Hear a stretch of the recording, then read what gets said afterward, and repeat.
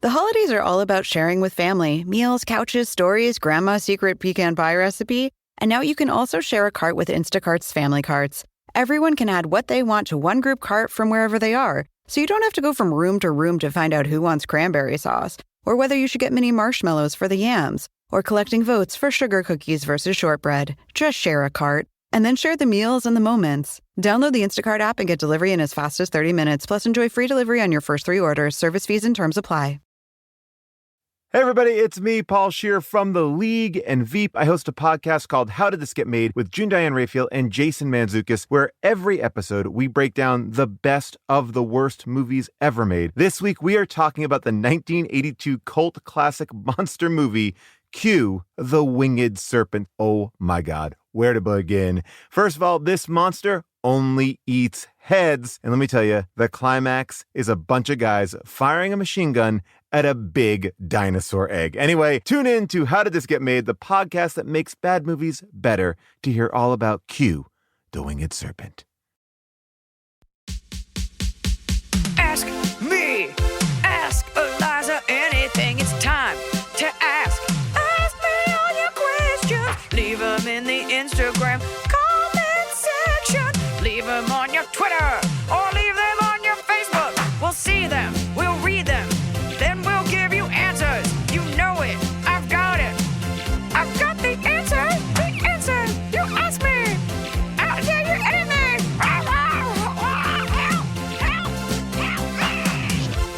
Noah says that Tianfu has gained weight, but I love her so much that I can't tell. You spend all your time with her, so yeah, it's impossible to tell. Right? And like I pick her up and I also pick up my daughter and I don't know who weighs more. And I don't know, she likes to be squirreled up next to me and it's hard to take her for walks because she races home for her dinner. So I don't know. She's chicken lady. She's chicken chested lady. I don't know. Have you gotten a number from the vet? I'm sure it's somewhere, but also what happened to body positivity? I don't think she's overweight. It's cold. She got a little thick coat. So do I. And when the baby comes, then we'll do more. I don't know. It's hard. It must be hard when you like love something or someone so much that you can't see if they're ugly. I mean, or have gained weight. With a pet, it's like, yeah, somebody, what? Well, I guess with a person too. Like we always talk about Sex and the City. Remember, Samantha's friends are like, what the hell? You're the fattest person I've ever seen in my life because they hadn't seen her in however many months. Because she weighed like 130 pounds. Yeah. I mean, the truth is, if you have an ugly baby, you don't know it. Like there are moments where you're like, but like I look back, there's like 1 or 2 pictures of Sierra that I must have taken because they were weird looking where I'm like, whoa, that is a hobgoblin. But like in the moment, you're just like, what a beautiful baby. So love conquers all. Love conquers all. Your baby came out cute. I could safely say, you know who else had a very cute baby? Who kind of looks like your baby. Not interested in knowing who else had a cute baby. I'll be honest. There can only be one. Your baby is cute though. Yeah. Well, now she's a little person. She's a little person. This is coming out on a Wednesday where we are probably at the end of, or still in the middle of this torrential downpour that Los Angeles is experiencing. And we didn't lose power. I'm saying this to you now so far. Right. We've lost power for less because I live in a very wooded area, but we did get a roof leak. So that's cool. It is just like a house slid off of its base in like Beverly Hills and like what are we building here to where just like a lot of rain wrecks your life? Like we don't live in the wetlands. This isn't Laos. Like why is that happening? It's so LA to be like, we weren't ready and then we crumbled. We weren't emotionally prepared. I was worried about you. I was like, is she not going to have internet? How are we going to record? What's going to happen? So really my worry about you was how it would inconvenience me. And I get it. And it's always some fucking idiot. You know, we were driving yesterday on the freeway and of course it's bumper to bumper because 2 fucking Camrys just banged into each other probably because they were staring at their GPS the whole time. I really think like, look, you all came from somewhere where there was rain. Like people are so dumb and bad at driving anyway. And everybody thinks that about everywhere, but LA has like the highest concentration of delusional idiots. We were on a street today. We're on 3rd, no traffic, wide street. It had even stopped raining for a few minutes, and some woman was just in an intersection with a smashed fender, just like, I don't know. And it's like, how? There are whitewater rapids on some of these streets, and you have no cars around you. It's because people don't fucking pay attention. They're like, I gotta get to my chemical peel, my audition, my air one. The more people get in accidents here, the more conservative I've become. Oh, God. Anyway, it's a 4-wheel drive, has nothing to do with the political party, but like people here act like our school was canceled here for my daughter, for a lot of kids. School. It's not raining fire. So They're like, due to road closures. I'm like, did they close all of Sunset Boulevard? Give me a fucking break, people. So what did you teach her today while she was off from school? I taught her how to finish her oatmeal so she can have oranges. And she learned not to jump off of the counter. Oh.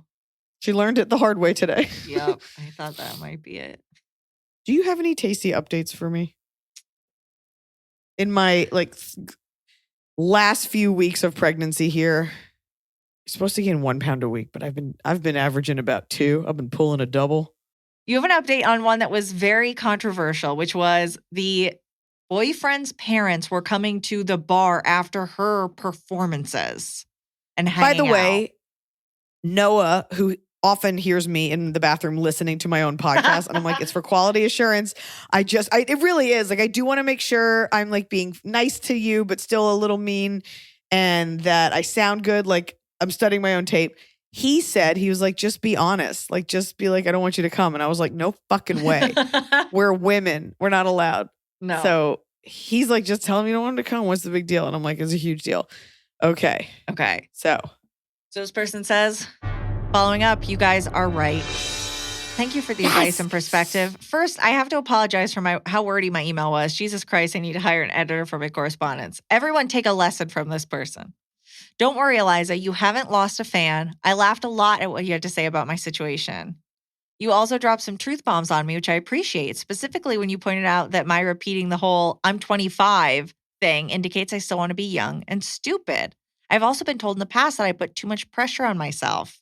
My boyfriend's parents don't monopolize my time at the bar. They mingle, talk to the cast, and kind of just soak up the vibes. I think maybe I'm just a little shocked that they want to show me this much love and support. So here's what I think I'll do. Step 1, follow your advice. She's like, I'm going to break up with my boyfriend and send a weird note. Okay.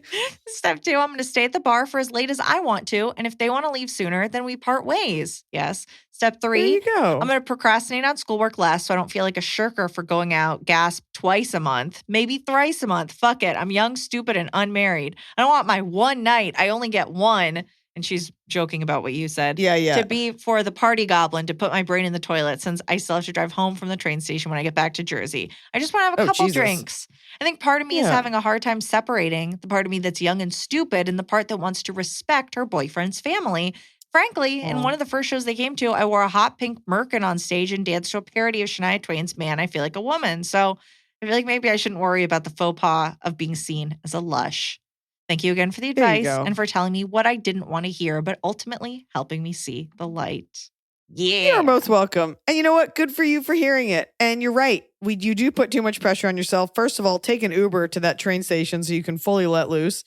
Good for you. And you know what? You can be this studious, responsible person and your responsibilities end at the rim of your glass. And then it's party time. Good for you. And good for them for supporting their son's very liberal, artistic girlfriend. It is a good feeling. And if you love your art, you should expect more support like that. Good for you. This all seems great. That's it. Can I just say too, it's also a great lesson for women. Like, you are not in charge of anyone else's feelings. You included them. These are adults. Women always feel this responsibility. Like, let me help clean up. Let me do this. Let me get you to this. You don't have to do it. Nobody's asking you to. Don't do it. And that goes to, I've noticed that when we go out, my husband, not in a mean way, but like kind of doesn't acknowledge other people's kids. And I'm like, maybe I could do that. Do I have to call every girl like Angel Cake? No. I don't have to talk to your fucking kid. I'm glad that's what you took out of it. Dads don't. They just look, most men don't even acknowledge other women. My husband just kind of like stares above them, never says anything to the other kids. All right.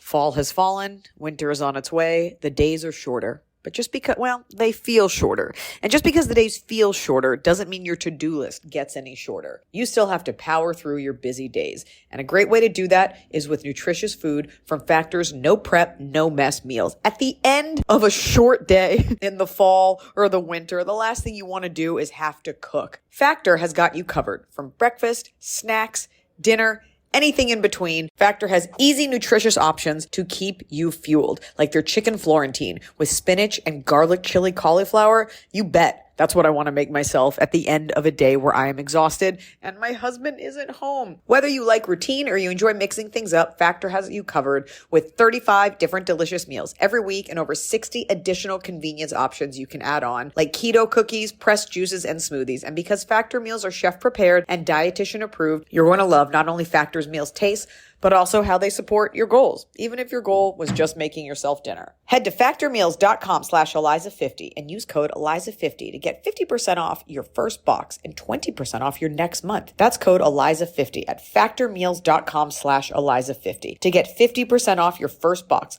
plus 20% off your next month while your subscription is active. The holidays are here. And for a lot of us, the holidays mean decorating, hosting, celebrating. For me, it means a lot of traveling. And nothing feels better year-round, but especially during the cozy holidays, than a restful night's sleep in soft, luxurious sheets. Boll & Branch's signature sheets are made with the finest 100% organic cotton, and they get softer with every single wash. You already know that I got Boll & Branch this summer when I needed breathable sheets to sleep in, but this holiday season, I'm actually gifting some of my friends and family Boll & Branch's Ultimate Softness Bundle. I get to choose a signature hem sheet set in any color, a signature hem pillow set, and a waffle bed blanket. And they're all getting juniper because I think it's a classy color. This way you know you have something nice to sleep on when you visit. It's the perfect gift for you and them.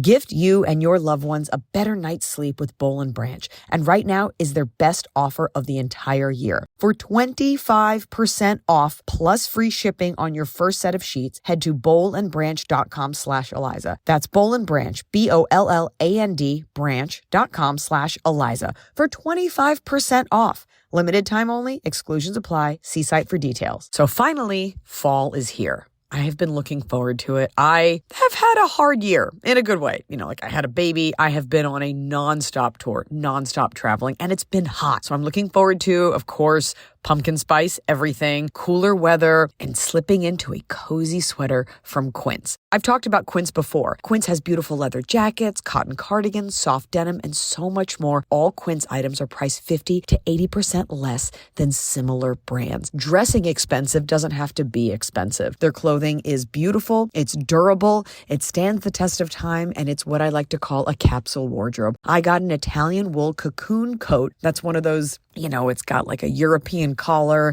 and it covers my butt so I can walk around New York City and not be chilly. And Quince only works with factories that use safe, ethical, and responsible manufacturing practices. Get cozy in Quince's high-quality wardrobe essentials. Go to quince.com/Iliza for free shipping on your order and 365-day returns. That's QUINCE.com/Iliza to get free shipping and 365-day returns. Quince.com/Iliza.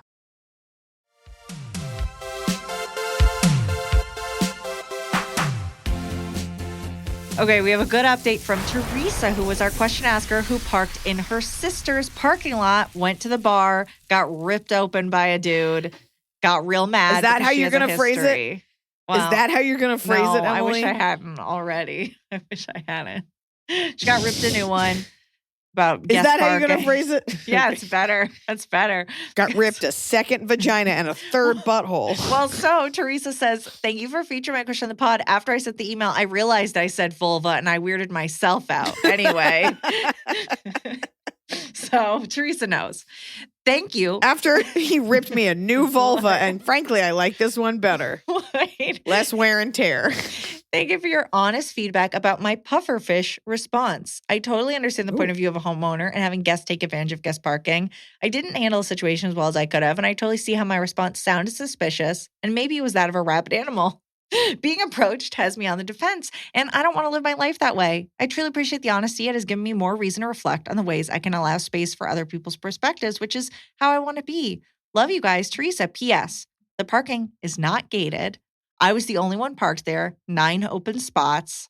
P.P.S. Didn't have a spare key yet because my sister had recently moved in and had given the only other spare key to her teenager. Doesn't change the fact that I lost my shit, of course. Thanks again. But also, it's like, just because he was able to track you down, like you could have parked there illegally and just gone another direction. Like this thing, it's like, oh, you also could have parked there and he didn't see you go into her apartment. Right. Like, what are the grounds? You might want to ask the place, like, what are the grounds for getting this car towed?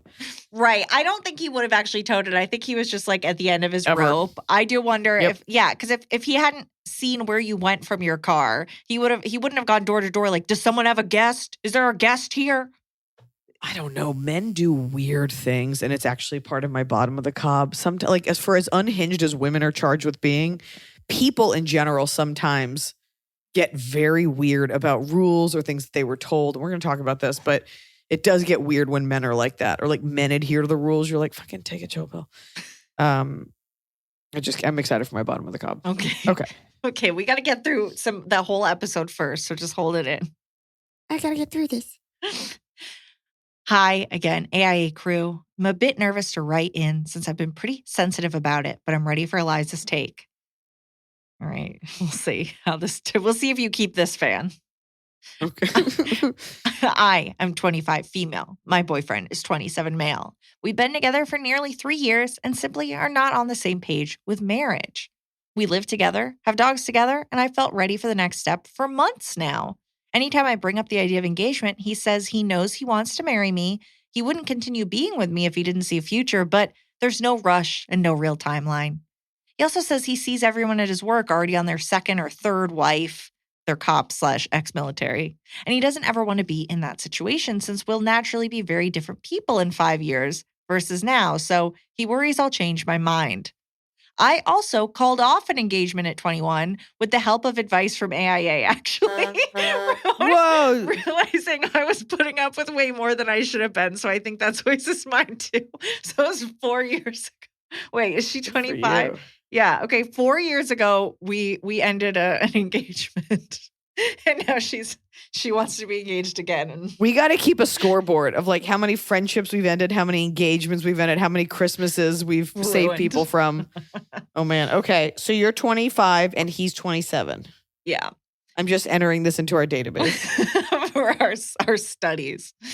Yeah. Even with all the reassurance he gives me, the uncertainty of it all makes me feel insecure. When asked what would change if he proposes, I genuinely can't really answer other than I'd feel a bit more secure. His response to that is, again, he wouldn't continue dating me if he didn't see a future, so there's no difference in his mind, engaged or not. Am I just reading too much into it? Maybe this insecurity is a product of seeing all my peers get engaged. As a planner and naturally anxious person, the vagueness is not making me feel great, so an outside perspective and rationale would help. He's an amazing partner in every other way, so I don't feel this is a deal breaker. Thanks again, Madison. Wait, so how long have they been dating? So they have been dating for nearly 3 years. Why can't I ever retain any information? I always have to scroll back. Here's the thing that's a concern. He's saying, what's the difference? Like, I don't want to commit to anything. Like, we're together. I see a future with you. But then he's saying, well, I don't want to get married because in 5 years you might change your mind and we get divorced. So that means he doesn't see a future with you. Well, one of those is true and one of them isn't. And I don't know which one it is.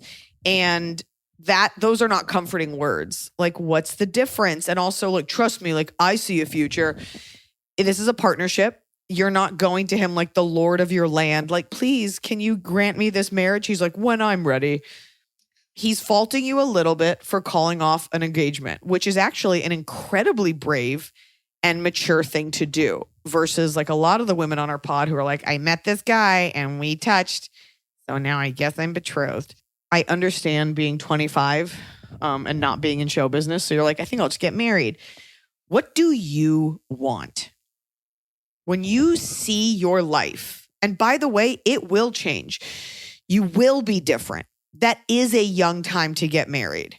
I don't know what he does, but especially like if you're in the military, like people do get married super young.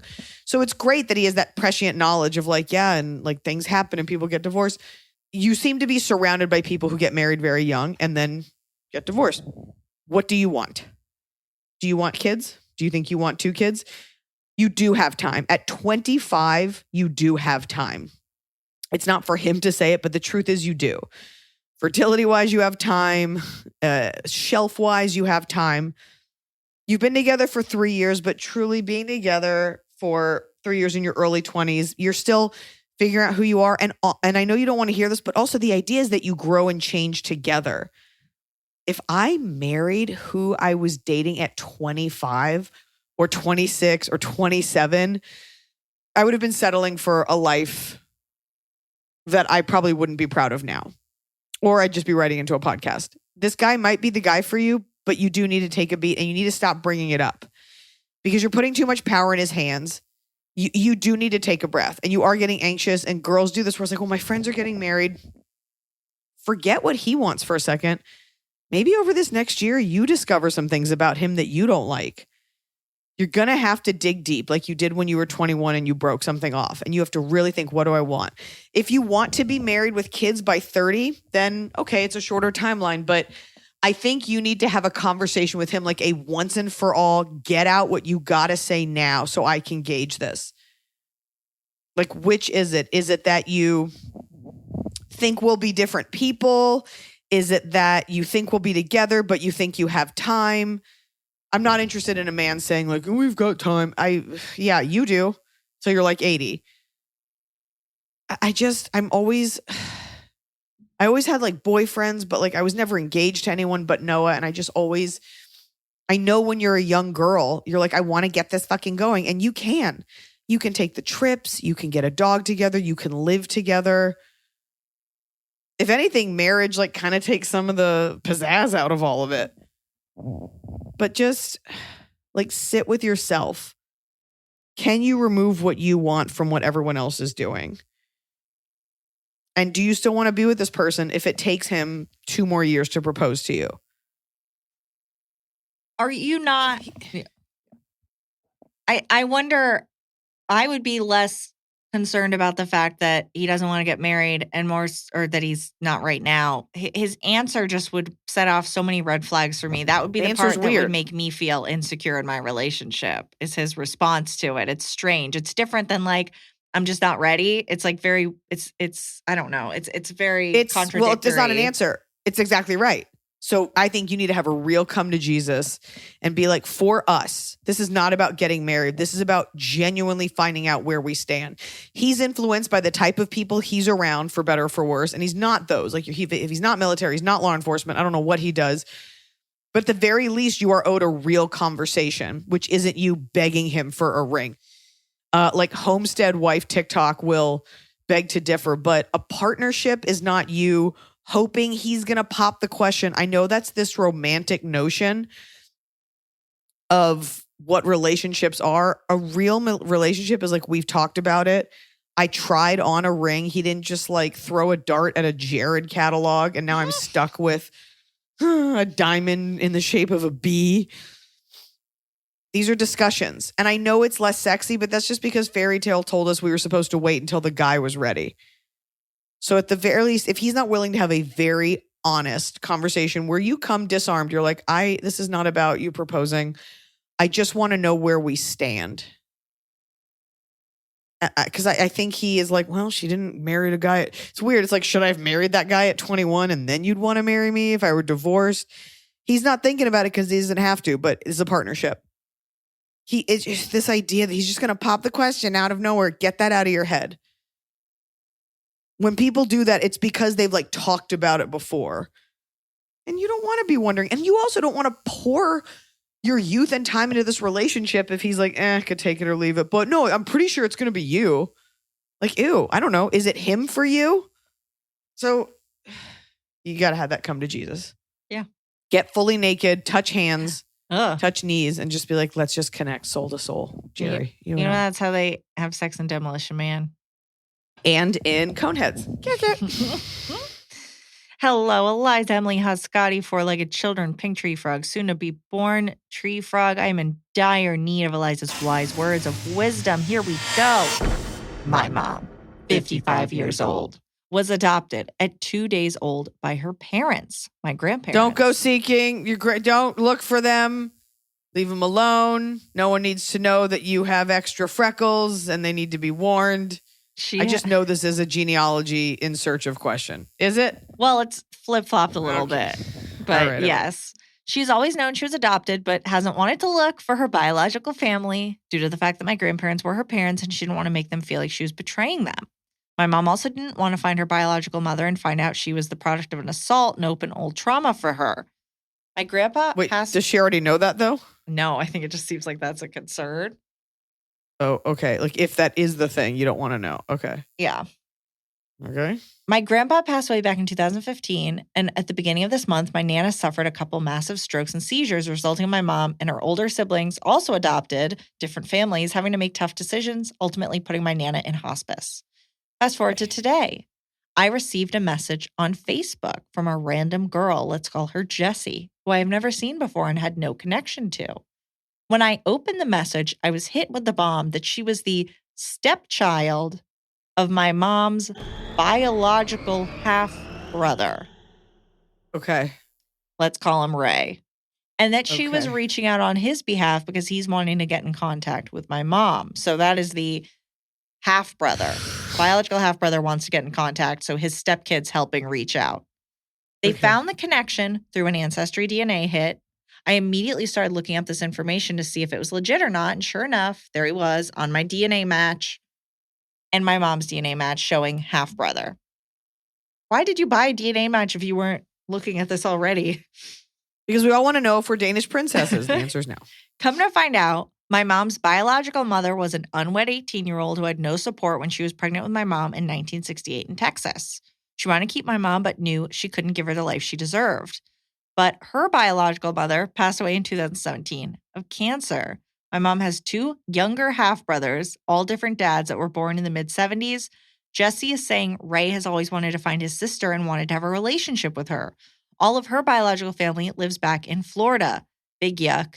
But she has 5 nieces and nephews and 3 great-nieces and nephews.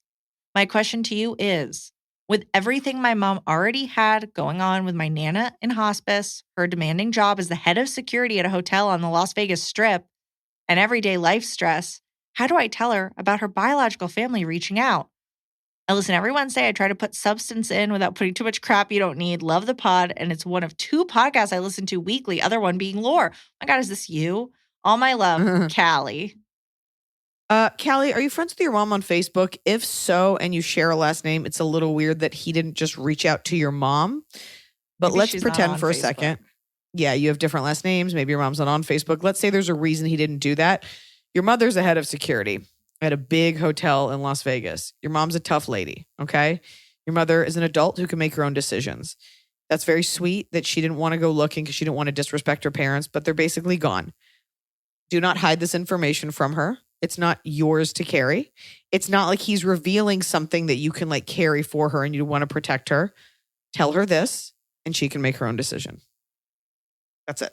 Yeah, I think you can just say this guy, the stepdad reached out. How crazy is that? I mean, I can connect you if you want and your mom can say yes or no, but I think she's at least not super, at least mildly open to it because she did a DNA test. So she knew she'd be on there and people could reach out to her because of that. Would she be okay if she found out her mom just had a boyfriend and they just got pregnant at 18 and then they couldn't do it? You know, your mom is the one who is healing from a trauma, but your mom's in charge of herself and she seems like a pretty realized woman and self-possessed in a good way. So just tell her what happened. Yeah. And she'll feel bad that you were carrying that and wanted to protect her. And she'll take it from there. Maybe it's an adventure you're going together. Maybe this guy's trying to find a kidney. Maybe this guy just wants money. So go into it with open eyes. Yeah.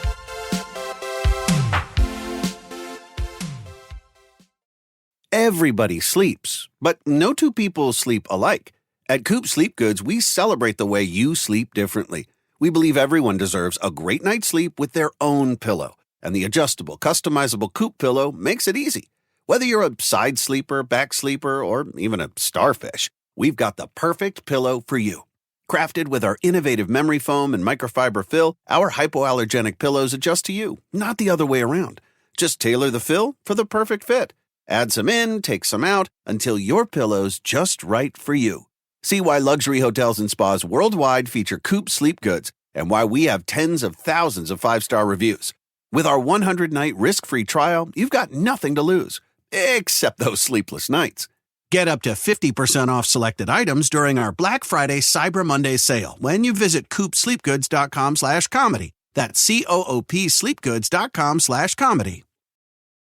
The holidays are all about sharing with family. Meals, couches, stories, grandma's secret pecan pie recipe. And now you can also share a cart with Instacart's family carts. Everyone can add what they want to one group cart from wherever they are. So you don't have to go from room to room to find out who wants cranberry sauce, or whether you should get mini marshmallows for the yams, or collecting votes for sugar cookies versus shortbread. Just share a cart, and then share the meals and the moments. Download the Instacart app and get delivery in as fast as 30 minutes, plus enjoy free delivery on your first 3 orders. Service fees and terms apply.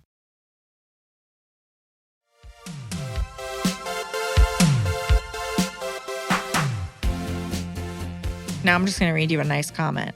Hi, AIA Podcast Pod. I don't have a question. Just want to say I'm loving that some of the recent episodes have been longer and adore when you take some time for chit-chat with each other and all the banter that goes along with it. While it's a Q&A podcast, I personally feel those one-on-one Iliza and Emily moments are the most funny. That's it. Love the show. Best of luck, Iliza, with the new bambino. Maybe he's already here, depending on when and if this airs. Love, Aaron from New Jersey. Inshallah. Like, I wish. It'd be great to have this baby right now. I even asked my doctor today. I was like, I can go for a foot massage, right? She's like, yeah, I would go to like a prenatal spa. I was like, no, I'll go to one of those cheap Chinese ones in the strip mall. She was like, yeah, you could. It's okay if you go into labor. I'm like, great. Let's evict this baby. I love a banter with you. I always want to be cognizant. I don't know. When I listen to clips of podcasts or radio shows, it's always two fucking idiots just like, and then did you get that sandwich? You got the sandwich? I did. Crazy story. I got a sandwich. And it's like, I think people, the bar is set so low for comedic interaction. And I always want to make sure I'm delivering you what we promised, which is Ask Iliza Anything. But I'll talk to Emily all day about everything. You should see our texts. They're hot fire. They are. I mean, yeah, I think I listen to a lot more podcasts than you, and some podcasts that are an hour, people will talk for 30 minutes and then answer like 2 questions. So I think we can get away with it because we'll talk for less than 20 and we'll still answer like a solid 5+ questions. Yeah. The comic in me always wanted to keep things brief. I also know that I could very easily just become like spew out garbage and just talk shit on like shitty celebrity topics that I don't really care about. But every time I do, it's this like vanishing caloric density of like, okay, you said a bunch of mean things about that singer. Now what? And I'm like, I don't know. I still will listen to her. It's okay. Right. So I have a very curated, on my Finsta, I have a very curated feed of garbage of like people I check in on who like are just total trash and I judge them, but I throw them a view. So I think the universe is balanced out. I'll never tell anyone who I follow. You're smart enough to, on the Finsta, you don't follow anyone from your real life, right? I don't follow anyone. Okay, good. Because I literally type in their name every time. No. It's people. There was one for this YouTuber who was in a lot of trouble, and she had a Finsta where it was like she followed all of her friends and family members and everybody, and it was like, no, dummy, what are you doing? I'm positive they'll know it's me somehow. I look, but I don't touch. I don't comment. I do no harm. I'm just like a doctor. I'm not there to tell you, hey, you're eating way too much sugar. This is a preventable heart condition. I'm not going to say anything. I just look and judge, and I finish going to the bathroom and I go to bed. Good for you. Yeah. All right. Well, I appreciate that about the banter, and I do think we keep it hot and fresh and tasty because it's honest. Every once in a while, it's a little sexual, but it's always informative, right? Always informative. That's you. That's who you are. That when people are asked what 3 adjectives describe Emily, informative, a little sexual, and what was the first one? Snacky. I do love a snack. Can I just tell you, my husband is adorable and went to the farmer's market and like bought a bunch of frozen chickens and has been making chicken stock. And then he heard that after you make the chicken stock, if you take the bones and reduce them down further, you get this like secondary stock with all these like vitamins. and that's great. And it's super rainy here, but like the whole house smells like smoked turkey. And like it's really cozy for like an hour. And now I'm just like always hungry. And like you can't light a conflicting candle. Like you can't light a gardenia candle with chicken stock. It's too cozy. Like it's too cottagecore in here right now. He's making a lot of stock and broth and then freezing it? Freezing it. Yeah. Doing all kinds of stuff. Like there's some alchemy going on. This chicken has gone from bones to liquid to gel to frozen. Like he's just in there living his Baba Yaga, Blair Witch, medicine woman dreams. I'm so happy for him. He is a bit of a Baba Yaga. He could pull off a shawl. He's even wearing, this is how confident my husband is in his sexuality. I think he's wearing a girl's apron right now. Good for him. And nobody It's would my even apron. question it. Like he's just so secure in himself. He's so fucking secure. And when I'm from Texas, I grew up like around like a certain type of machismo. And I remember one time, like Noah never says, like he's super open-minded. He never says anything derogatory about everyone. Like he's just a humanist. And one time, like someone said something like that was supposed to like diminish his masculinity. And he was like, I don't care. Fuck you. I smoke whole animals. And I'm like, it's true. Like we don't eat a lot of meat, but like you are responsible for the smoking of the bodies of so many different kinds of animals whole in our backyard. So if you want to tie that to masculinity, that's him. I would just tie that to don't mess with him because he could smoke my body.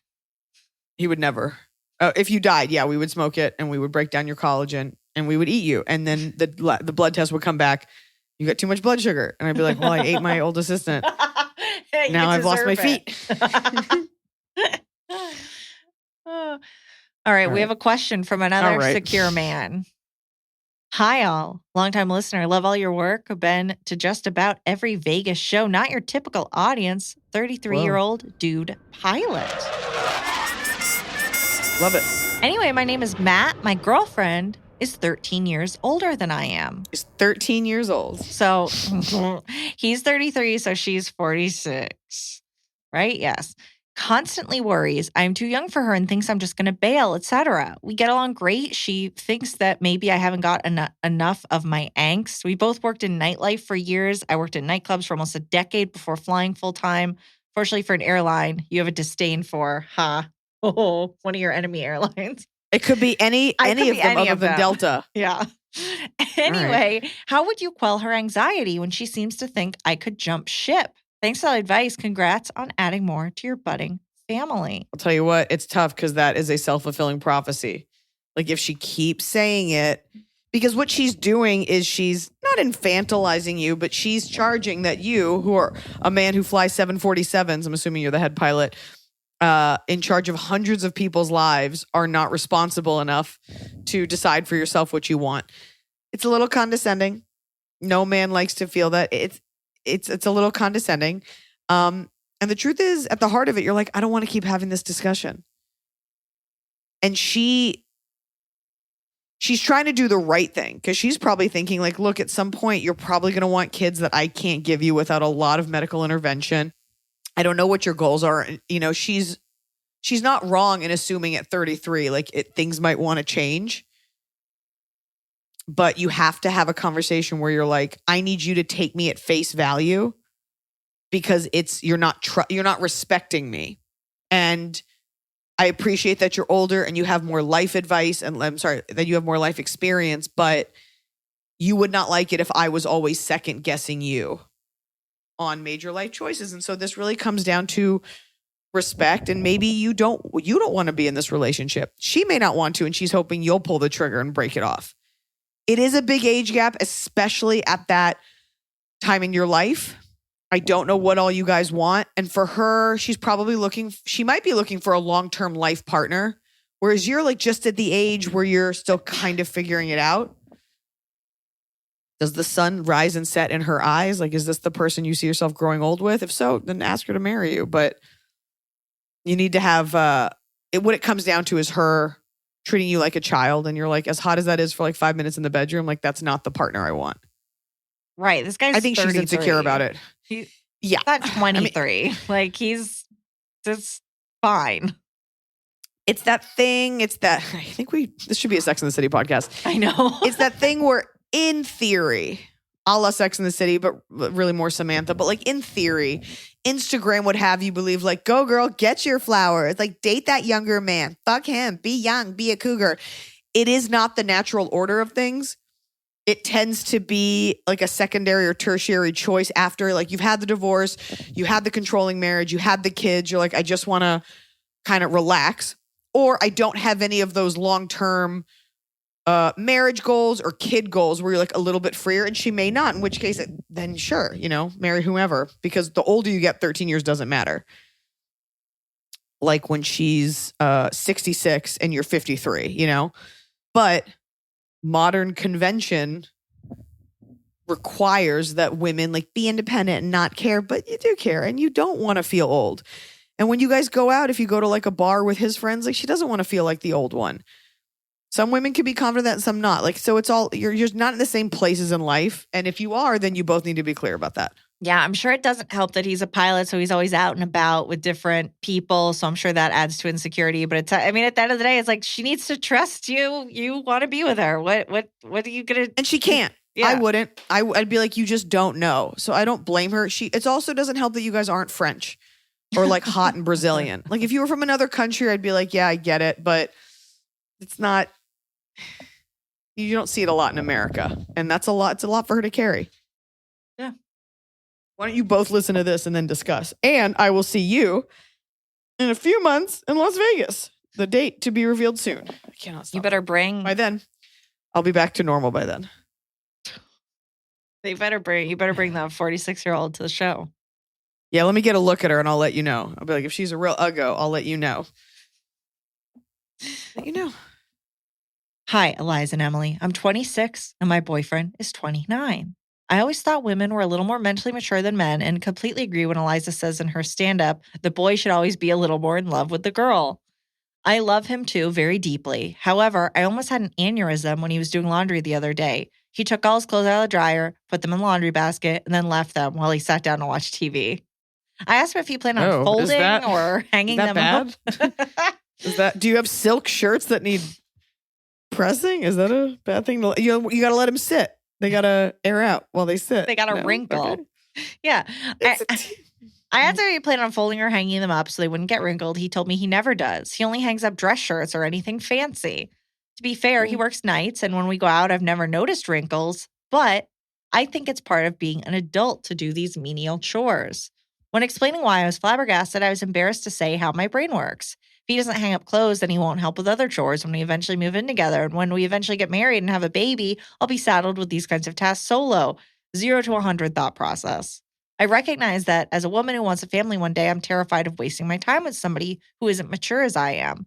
But he shows maturity in other ways. So my question is this: how do I explain to him that something like this scares me about our maturity levels in this relationship? Am I the asshole for even commenting on this? How did you deal with being a woman with a shelf life of fertility? Since men versus women tends to be your area of comedic expertise, I'd love to get your input here. Thanks and love you guys. Julia Gilmer, not anonymous. First and last name from Julia. Julia G, listen to me. First of all, the fertility and this, they are linked, but at the same time have nothing to do with each other in this question. And this is basically the subject of my book, Girl Logic, which is all about this sort of like loquacious thinking where these things do balloon up and everything is like spiderweb attached to each other. But the book is also about like reminding yourself, like, not every thought has to be attached. Because you're not doing it the other way. You're not like, wow, he always puts gas in my car, so I know that when we have kids, he will always be irresponsible. You're not drawing conclusions in a positive way. There are things that you do. The answer is you don't say anything, because you will drive yourself crazy if you critique everything he does. And it's not about you not critiquing everything you do, but like he's probably just letting it go. Look, women tend to be a little bit more domestic and domestically oriented than men. But you're talking right now to a girl, me with a microphone, who, actually I'm talking to you, who does not fold her laundry immediately, because I only wear t-shirts and I never look wrinkled and nobody fucking cares.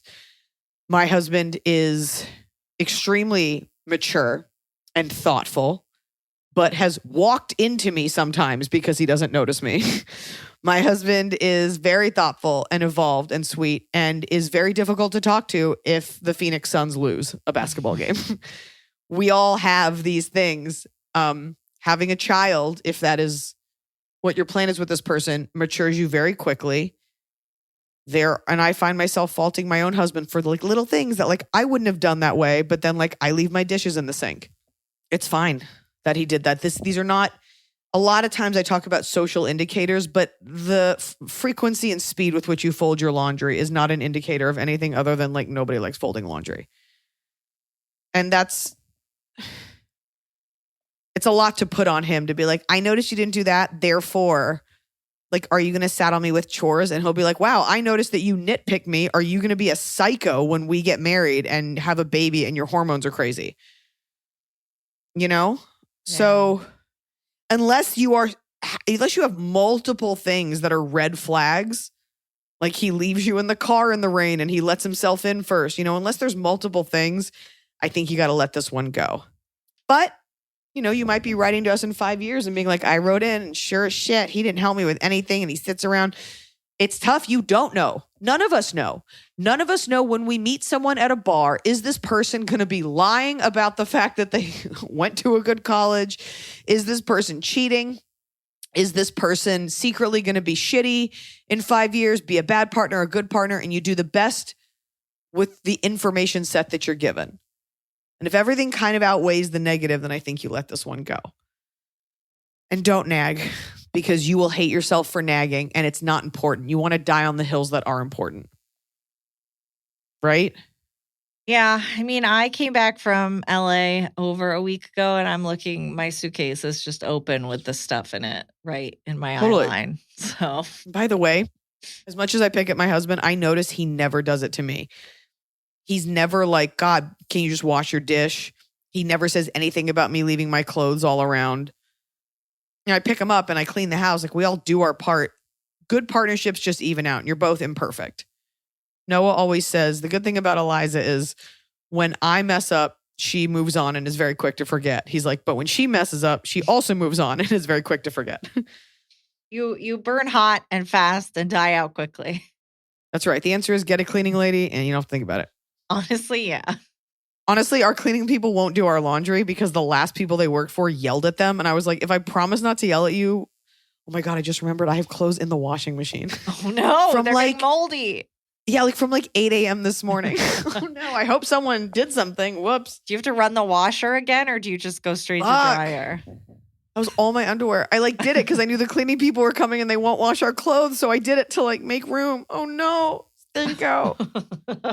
I forgot. I'm a bad domesticated mom. This person does not want to have a child with you then.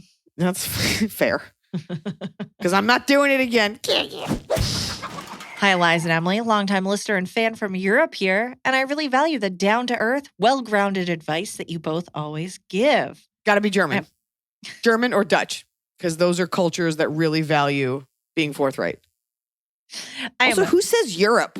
I'm from America. They don't who says Europe? They don't want to be found. They said, please keep me anonymous first. And then they're like, I'm from the continent of Europe. Do not find me. Okay, we won't look. I am a 30-year-old woman and I have a close friend who I've known for years. On many fronts, we get along well and have a lot in common. We both have full-time careers in a similar field, which both require a lot of dedication. However, over the last couple of years, I've begun to notice that she just does not respect my time at all. For example, when we are trying to arrange meetups, she constantly suggests days and times that are convenient to her around her job when she knows for a fact I will be working, as I have worked those hours for the last decade. When I remind her yet again that I work that day so I'm not available, she questions this and suggests I book time off work to meet her for breakfast or lunch, which I do not want to do as annual leave is a precious commodity. Likewise, if she suggests meeting on a date or time that is convenient to her, but I already have plans, she'll question exactly what time I'm going out and suggest ways in which I can fit or change my plans to accommodate her. Then when I'm firm and say I cannot do that date or time, she sulks and acts as though I don't know how to manage my own time. However, if I suggest a date on which she is unavailable, she simply says that she is working and can't meet that day, and that is the end of the matter. This issue is annoying me on a deeper level because fundamentally it suggests to me that she thinks her time and job are much more important and highly valued than mine, and that I can be expected to move my plans and work to fit around her. I'd love your perspective on how I should handle this, as she's absolutely not the type to handle criticism well, and I don't want to ruin the friendship, but at the same time, this behavior is starting to make me really resent her, and I get so anxious when trying to make plans with her, as I know I'm going to get frustrated when she does this. Please help. Have you been moving your schedule around in the past? Do you have a job that is modular like that and you can move it? Is this a line you're just now drawing? Like, did you teach her how to treat you? Or have you never accommodated her and she is just a crazy person?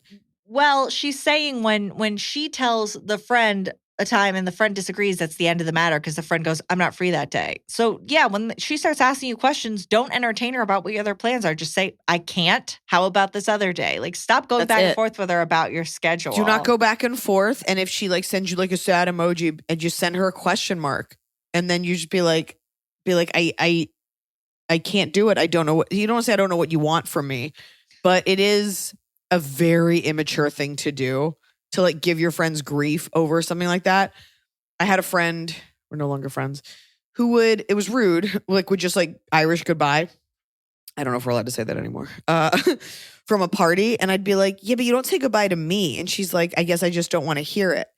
And it hurt my feelings because I've never been the friend that's like, no, don't go. But in your 20s, you get a lot of that grief. And at a certain point, this girl was just like, I just don't want to fucking hear it. So she put that on me, but I was like, okay, well, that's rude because I'm not the one doing it. So you're right to feel anxious because you don't want to have to defend yourself. So just don't. Just fucking don't. Why? Why not? Don't answer it. Give it no oxygen. And if she's like, why can't you? Be like, why can't I what? Change my plan. Like, you can just put it back to her and be like, I can't. I don't know what else to tell you. Anytime she says something weird, just put a question mark. Be like, and then you could just be like, is our friend, I don't know what kind of sarcastic relationship you have, but like, you can always be like, is the friendship over? Is that it? Is that it? We're just done forever? I don't know how close you guys are, but yeah, it's a maturity thing. And she might be the kind of friend who only has friends that orbit her. I am that to an extent, not in a selfish way, just in a like, this is when I can make it, but my friends get that. So you may have outgrown this. You have to decide it's not going to make you anxious because you're not responding. What's the worst that's going to happen? She's going to send you like an angry emoji and then she's going to what?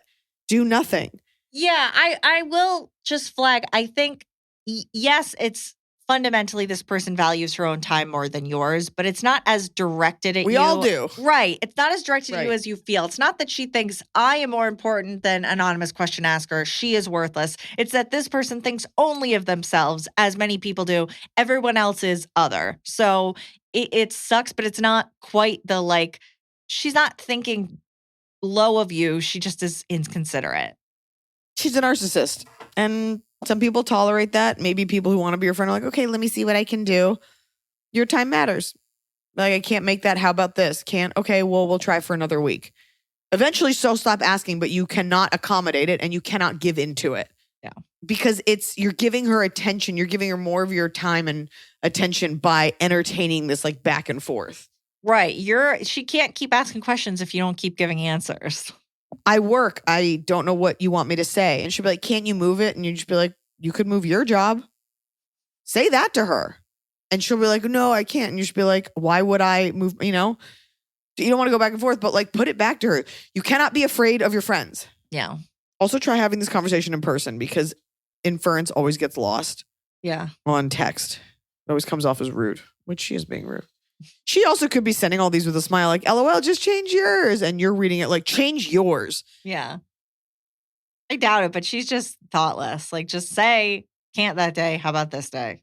Can't. And then don't look at your phone again. Yeah. I do it all the time.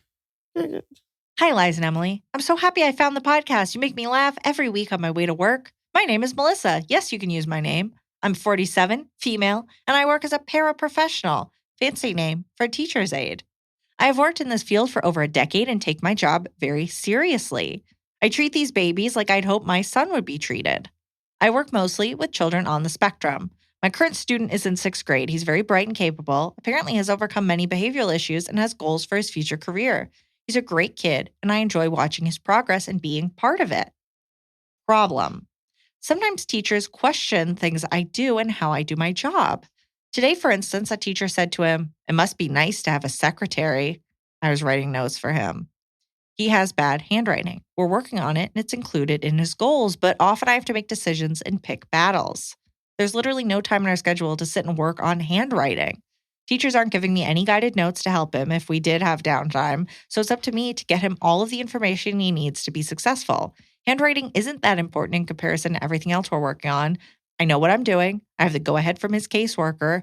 Unfortunately, we don't have the luxury of time to really fix this problem in our day-to-day. In fact, the caseworker took occupational therapy out of his goals because he is capable of writing neatly. Sure, it's a few words, but not pages of notes.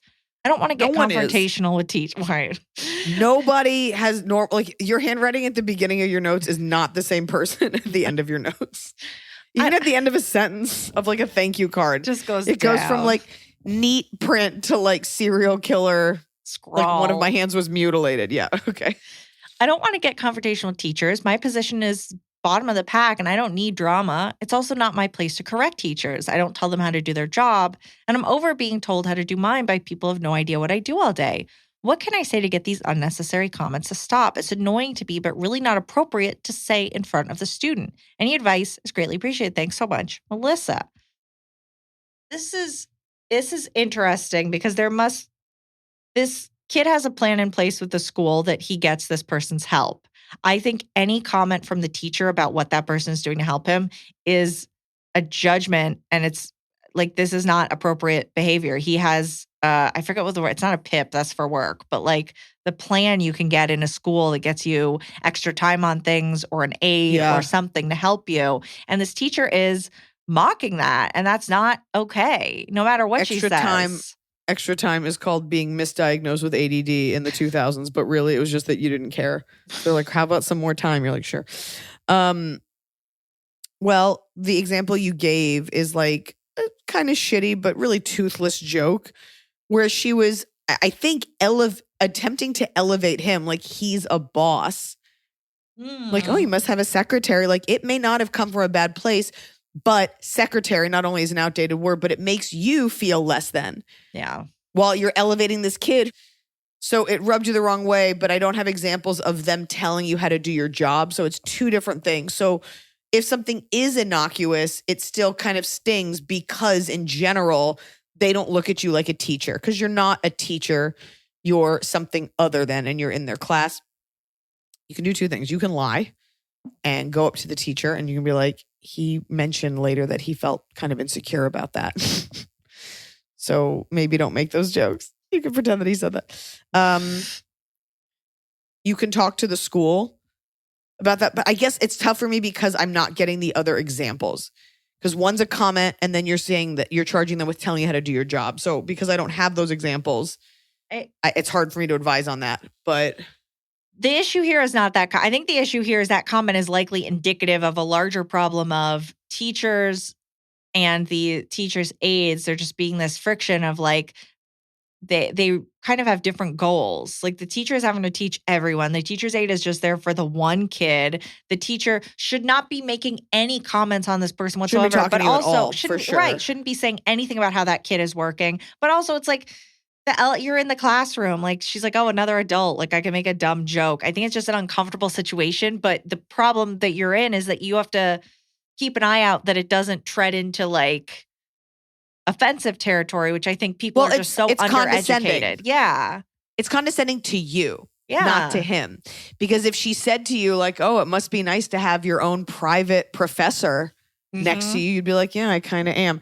So it hurt your feelings. And that's what this comes down to. It hurt your feelings. Yeah. And because I don't have the other examples, these are teachers and you are not one. And you are feeling like, hey, my job is just as valuable. They're valuable in different ways. Yeah. But it is annoying to have people say condescending things. I heard this advice about like the way, like not letting negative things be said about your kid. Like if someone labels your kid like, oh, she's just shy, you can say in front of your kid like, no, she is just very particular about how she expresses herself. Like so that your kid hears that. Because otherwise your kid is like, oh, I'm shy. But these labels are not spout it off to hurt anyone's feelings. Like shy is shy. And so you could do that with him. You could say, I'm not your secretary. I'm here to make sure that you do the best you can. And I'm going to help you take these notes. Mm-hmm. So you can focus on more important things. And you say that audibly if you want to make it uncomfortable for just 2 seconds. Yeah. But this is obviously wrapped up with a lot of other things that have been said. Yeah. So it's tough. It's tough to know where they're coming from. I mean, for sure, all teachers are all overworked and overextended. Mm-hmm. But if you decide to remove the charge from it until they say something truly condescending, and please feel free to write back and tell us about that, because then I'll tell you how to go to war. And by war, I mean just like quietly talking shit later. Top of the cob? It's the top of the cob. We're doing it right every day. You just take a bite, top of the cob. Let's do bottom. We'll do fan bottom, your bottom, my big bottom. Okay, the fan bottom at Fushine Futch sign, Fuck sign. Oh, I don't know. Draws. Oh, good luck to you. Sorry, I She's said like, it. my bottom of the cob is no one pronouncing my screen name.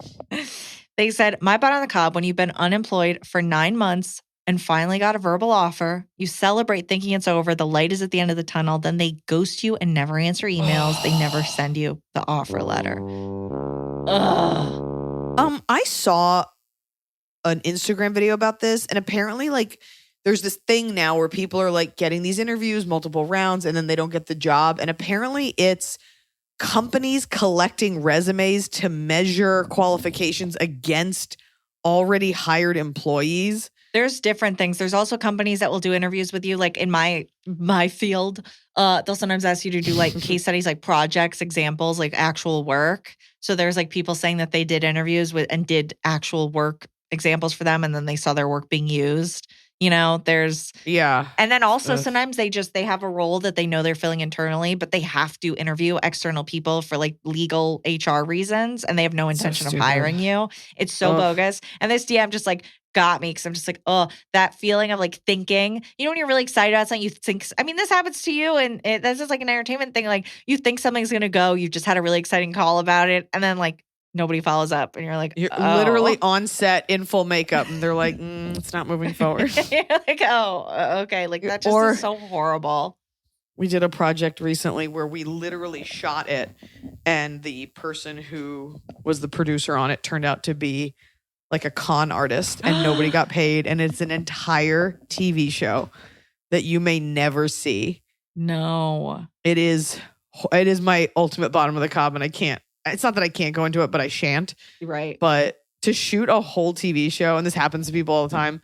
Anyway, all right, my bottom of the cob is when you get involved in something and then it becomes your problem. And this is more like a work thing, but I think it happens in life as well, where you comment or you're like, oh, this could be done better, or there's like something more efficient, or there's like, hey, what's going on here? And then suddenly it's like, okay, great, you're now doing this thing. Whether it's like that's work, a work or it's thing. like, but I feel like for like Thanksgiving dinner, if you were like, oh, why don't we have this? It's like, well, yeah, you have to make it now, idiot. Why'd you bring it up if you don't want to make it? So I don't like being roped into doing my own suggestions. That's why you can never give feedback on a fundraiser. I went to one that was not good recently. I was like, but if I say anything, then they'll be like, would you like to do it? And I'd be like, I won't be able to say no because I know I'll make it dope, but I can't do it. Yeah, you just got to let things be awful. Mm-hmm. Speaking of fundraisers, my bottom of the cob is, so we did this big fundraiser. It's tough. I don't know if this person listens or not, but based on their lack of technological acumen, I doubt they do. Okay. We did this big fundraiser. We did this big auction. Got all the items auctioned off. Raised $100,000 for our charity. I was so proud of her. By the way, Emily's cat has jumped onto the screen, and it showed me its butthole, and Emily covered its butthole with her mouth to make sure she did cover the butthole. I try to be respectful when he puts it right in the camera. Cover that butthole. Raised all this money. Spent weeks making sure all the money had come in, driving across town, shipping all of the items everyone bid on. And we were left with a bottle of wine. It was a very expensive bottle of wine, generously donated by someone I know. And somebody bid on it, which is great. But we made multiple attempts to contact this person. They bought it. Like, we have their money. They paid. Yeah.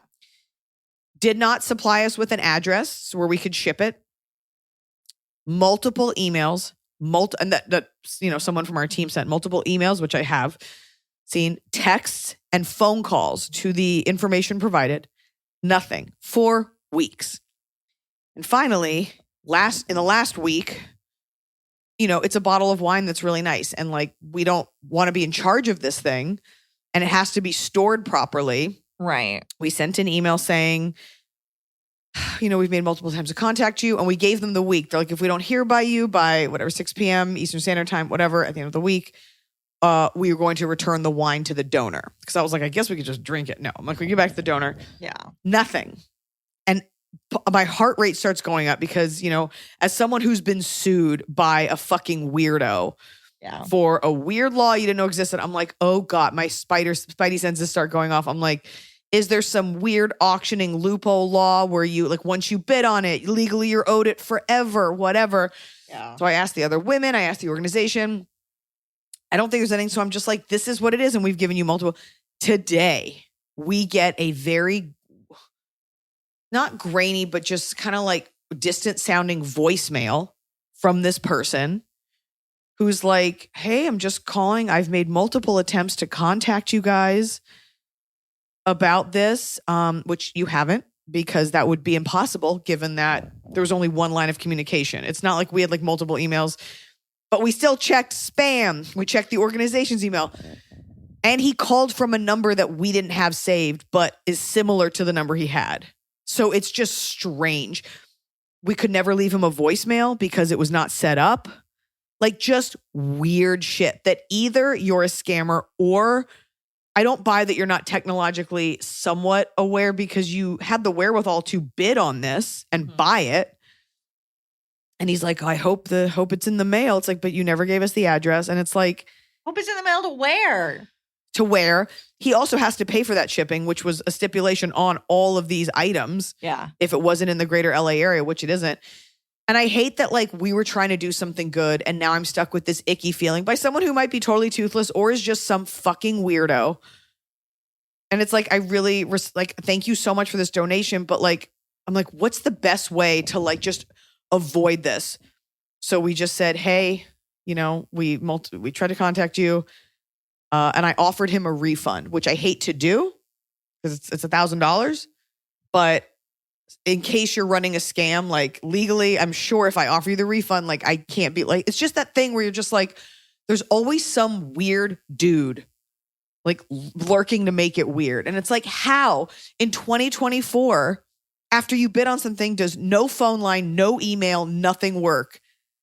And the fact that he's like, I tried to contact you. It's like, but you didn't. So now you're lying. Screenshots. Yeah. I would love to know. Yeah. I would love the like, I'm worried that there's a breakdown in our communication. Can you let me know? Can you send me a screenshot, forward me what you sent so that I can look and see why we're not getting those emails?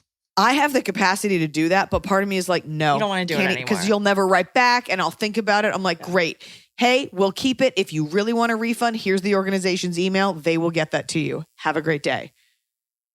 But I gave the wine back to the neighbor and I'm not walking back over there to be like, can I get it back again? Like, I'm just not doing it.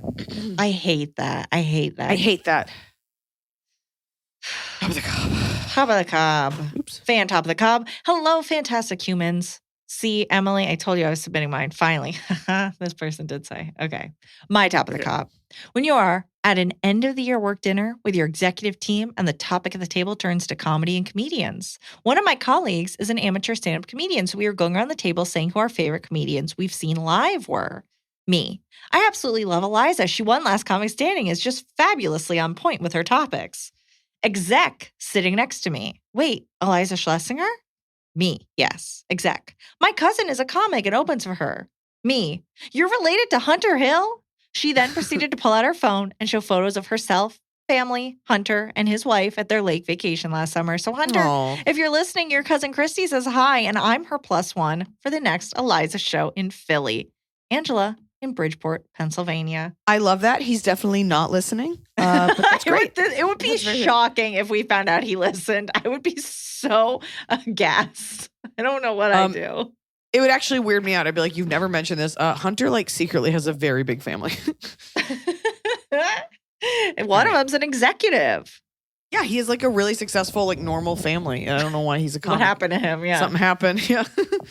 My top of the comp is when you do research, you want to try a new restaurant, not just do the same thing, and you try it and it's good and it's fun. Everyone says they had a nice time. I went to a new sushi place with my parents because they always want to go to the same like solid fine place that's okay. And I was like, I want to go somewhere, a sushi place that also has mixed drinks, not just like really bad beer. Not just sake. Yeah. Oh, yeah. So I found this place, and it has to be a place that we can get to, not using highways. That's not here. My mom will only go certain places, even if she's not driving. There's a lot of stipulations, and I found a place that looked perfect. And we went, and it was good, and everyone had a nice time. Everyone said, "Oh, that was so good. Oh, we should go there again. Oh, that was fun." I was like, "Yes, I did it." I bet the rice was trash. I bet it was trashy, sugary, sticky rice. It might have been. Good sushi rice. What's the name of the place? I'm going to look it up. It was really dark inside. My dad had to pull out his phone flashlight to look at the menu. All right. Flatbread rolls already off to a very Japanese start. All right. I got to see if there's pictures here. The problem was every roll, they were so good, but they were so embarrassing to order because they were called like the X-Men Dark Phoenix roll, Avengers Endgame roll, Legally Pokemon Blonde. roll. And I was like, what? They were like, how many white people can we get in here to eat our frozen tuna? All right, you know what?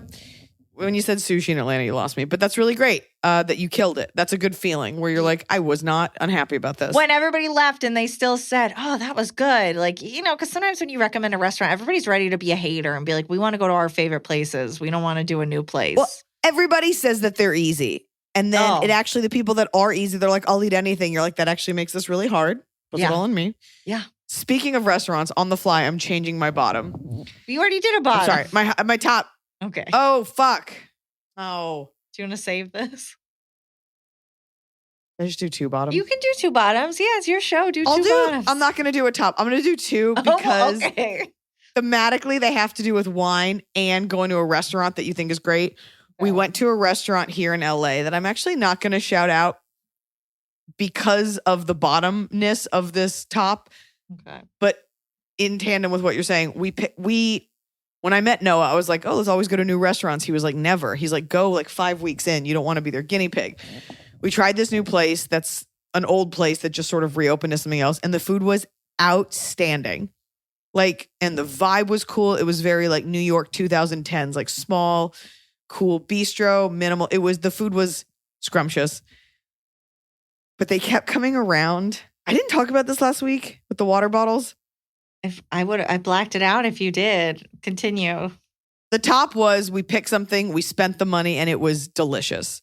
So I will go back. The bottom was, you know, every cool new restaurant has their requisite hostess that like always makes you feel like a little shitty for asking for stuff. They have the little like demitasse glasses, which are very cool guy restaurant, small glasses for water. I'm visibly pregnant, but even if I'm not, I was drinking my water very fast and they'd come over. I'd never ever fine dining, casual dining. I'm a princess. I'm a serf. I never need someone else to fill my water. Yeah. It always feels a little too like, thank you, James. So I just got to wait for someone of the two staff to notice me, fill it up. And I'm so thirsty. She comes by and it's not a carafe of water. It's an empty wine bottle, right? Which a lot of people do and is filled with water. And I say to her, I was like, I'm drinking so much water. Could you just leave the bottle? And I promise I'll drink it all. And she goes, oh, we only have two. And I was like, you're a wine bar restaurant. Go empty out the last 2 drops of Pinot and fill it with that tap water. It was just the weirdest answer. We only have 2. And we need them to run around. You quenching your thirst is dependent on me and how busy I am. I'm trying to make your life. We only have 2. I'm like, then get me a cat bowl. It's such a weird answer. It is really strange. At that point, you think like she could bring you like a Coke glass or something with water. You know what I mean? Like rather than your little tiny cup, because clearly you're going through it. It's not like, why are you rationing this? It's not like I'm putting it in a to-go box and like taking. I just thought that it was such a weird answer. I didn't have a comeback for it. I was just okay. You're like, oh, okay. Okay, I'll just be here. And then she basically proceeded to like not give us forks or plates. And I feel like her like cool girl attitude like went down just like a smidge. But it was very like, I don't want to be a bitch about this, but I'm really thirsty. Yeah. Yeah.